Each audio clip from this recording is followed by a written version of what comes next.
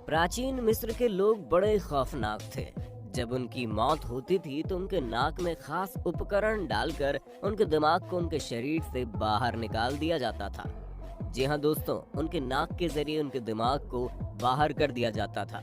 इसके बाद dead body के शरीर को चीरकर पेट के अंदर मौजूद हर एक अंग को बाहर निकाल दिया जाता और उसके बाद डेड बॉडी को अच्छी तरह से साफ करके उसके अंदर तमाम तरह की दवाएं और मसालों का मिश्रण डाला जाता था ताकि उस डेड बॉडी को हजारों सालों तक सुरक्षित रखा जा सके।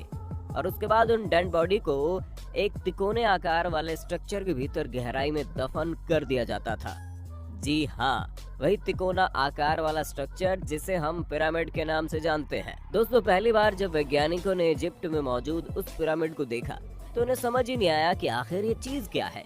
इतना विशाल का स्ट्रक्चर को बनाया किसने?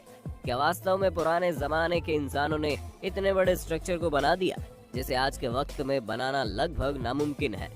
दोस्तों, क्या आप यकीन करेंगे, आज के वक्त में हम बुर्ज खलीफा से भी दुगनी ऊंची इमारत को तैयार कर सकते हैं, लेकिन आज भी हम इंसानों की इतनी हिम्मत नहीं कि हम गीजा के पिरामिड जैसी किसी दूसरी आकृति को तैयार कर सके। आखिर पुराने जमाने के लोगों ने ऐसी कौन सी टेक्नोलॉजी का इस्तेमाल किया? आखिर उन लोगों के अंदर इतनी शक्ति आई कैसे? बिना क्रेन के उन लोगों ने इतने भारी भरकम पत्थरों को इतनी ऊंचाई तक पहुंचाया कैसे? जब पिरामिड को आप भी नजदीक से देखेंगे ना, तो आपके मन में भी सैकड़ों सवाल आ जाएंगे। दोस्तों, सबसे पहले तो ये बात आती है कि पिरामिड को बनाने की जरूरत क्यों पड़ी और इसका इस्तेमाल क्या था। दोस्तों, पिरामिड को जब आप ध्यान से देखेंगे तो आपको एक बात तो तुरंत समझ में आ जाएगी कि पिरामिड को किसी इंसान को रहने के लिए नहीं बनाया गया था। दरअसल पिरामिड को सिर्फ और सिर्फ मरे हुए इंसानों के आत्मा को रहने के लिए बनाया गया। दोस्तों, पुराने जमाने में इजिप्ट के लोग ऐसे थे जिनका मानना था कि मरने के बाद भी एक जिंदगी होती है।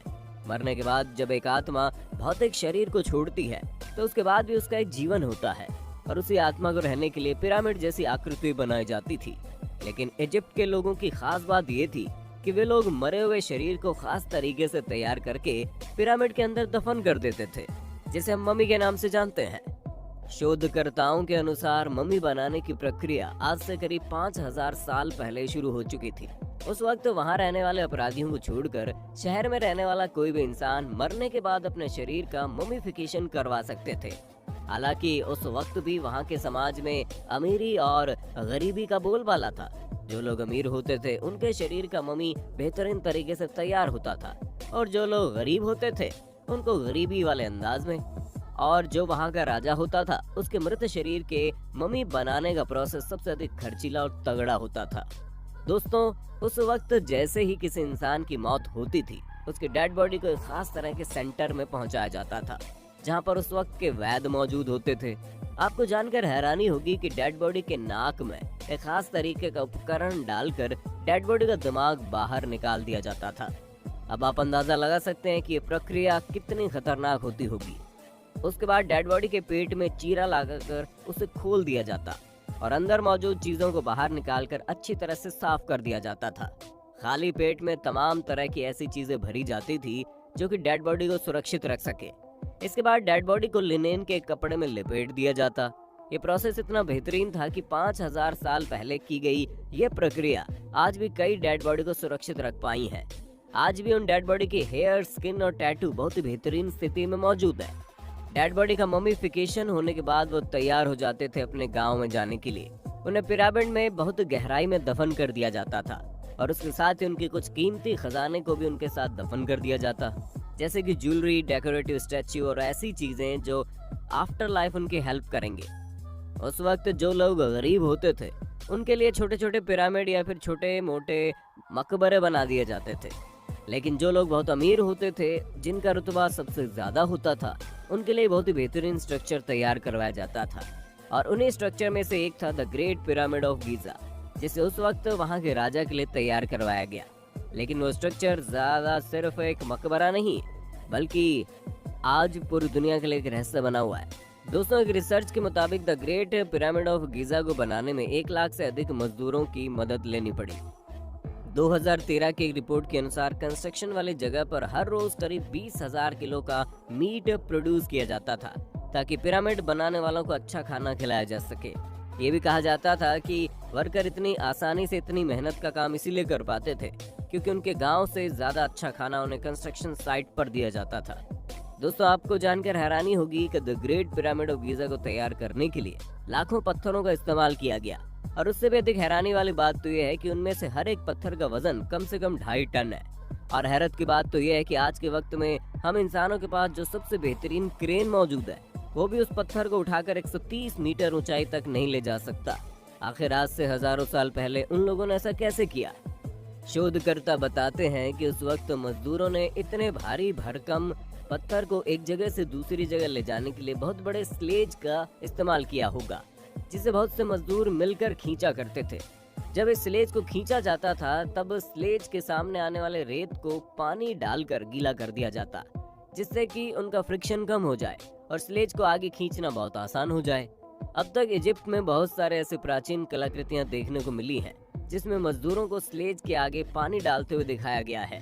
यही वजह है कि दुनिया भर के शोधकर्ता इस बात पर हामी भरते हैं कि उस वक्त मजदूर पत्थर को ऊंचाई तक ले जाने के लिए रैंप सिस्टम और स्लेज का इस्तेमाल करते थे। इस पिरामिड से जुड़ी एक और आश्चर्यजनक बात यह है कि जिन पत्थरों का इस्तेमाल करके उस पिरामिड को बनाया गया, वो किसी भी आम पत्थर से हजारों गुना ज्यादा मजबूत है। और दुनिया भर के साइंटिस्ट सैकड़ों स्टडीज के बाद भी आज तक इस बात का पता नहीं लगा पाए कि वो पत्थर असल में है क्या चीज। कुछ लोगों का मानना है कि वो लाइमस्टोन और ग्रेफाइट के पत्थर हैं, लेकिन पिरामिड में यूज हुआ पत्थर लाइमस्टोन जैसा है, लेकिन लाइमस्टोन नहीं है। ऐसा पत्थर पूरे पृथ्वी पर और कहीं भी नहीं पाया जाता। आज से 5000 साल पहले उस पिरामिड को बनाने के लिए जिस टेक्नोलॉजी का इस्तेमाल हुआ था, उस टेक्नोलॉजी का इस्तेमाल आज के दौर में भी ठीक से नहीं हो पाता। उस वक्त इजिप्ट के पिरामिड को बॉल एंड सॉकेट टेक्नोलॉजी के द्वारा बनाया गया। एक ऐसी टेक्नोलॉजी है जो भारी गर्मी के साथ साथ भूकंप को भी झेल सकता है ना हैरानी वाली बात कि आज से 5000 साल पहले बना एक स्ट्रक्चर, और वो भी भूकंप रोधी। इतना ही नहीं, उस वक्त के लोगों ने पिरामिड को इस तरीके से डिजाइन किया कि बाहर चाहे कितना भी टेम्परेचर क्यों ना हो, पिरामिड के अंदर का तापमान 20 डिग्री सेल्सियस से ऊपर जा ही नहीं सकता। आपको जानकर हैरानी होगी कि गीजा के पिरामिड के कुछ ही दूरी पर एक बहुत बड़ा रेगिस्तान है, जहाँ से गर्म हवा के साथ साथ उड़ते हुए रेत हर वक्त पिरामिड से आकर टकराते रहते हैं। लेकिन इसके बावजूद भी पिरामिड के अंदर का तापमान 20 डिग्री सेल्सियस से ऊपर कभी नहीं जाता। 20 डिग्री सेल्सियस तापमान ही इंसानों के रहने के लिए सबसे कंफर्टेबल तापमान होता है। अब आप सोच सकते हैं कि आज से 5000 साल पहले आखिर उनके पास ऐसी कौन सी टेक्नोलॉजी थी जिसका यूज करके उन्होंने नेचुरल एयर कंडीशनर बिल्डिंग, भारी गर्मी के साथ साथ भूकंप के झटकों को सहने वाली बिल्डिंग का निर्माण कर डाला। क्या आपको नहीं लगता कि आज से 5000 साल पहले इंसानों के पास ऐसी कोई टेक्नोलॉजी जरूर होगी जिसका आज के वक्त में हम अंदाजा भी नहीं लगा सकते? उस वक्त इंसानों ने पिरामिड को ऐसे तरीके से बनाया था, या फिर कहें तो पिरामिड बनने के बाद उसके ऊपर एक ऐसी चीज की परत चढ़ाई गई कि उस पर सूर्य की रोशनी पड़ने से वो बिल्कुल तारे की तरह चमकता था।